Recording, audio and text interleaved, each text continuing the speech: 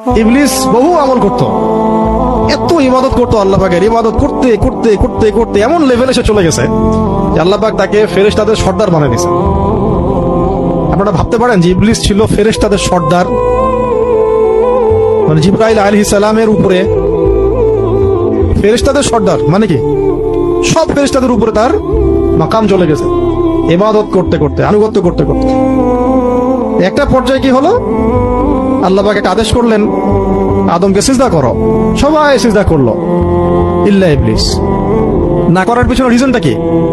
সে বলছে যে খালাকতানি মিন নার ওয়া খালাকতাহু মিন তিন, আল্লাহ আপনি তাকে সৃষ্টি করেছেন কি দিয়ে? মাটি দিয়ে। আমাকে সৃষ্টি করেছেন আগুন দিয়ে, আমি কিভাবে তাকে সিজদা করতে পারি?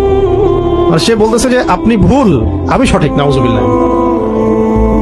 আবা ওয়াস্তাকবার, আল্লাহ পাক দুটো শব্দ বলছে, আবা ওয়াস্তাকবার, উদ্ধত হলো এবং অহংকার প্রদর্শন করলো, অবাধ্য হলো, অহংকার প্রদর্শন করলো, ব্যাস।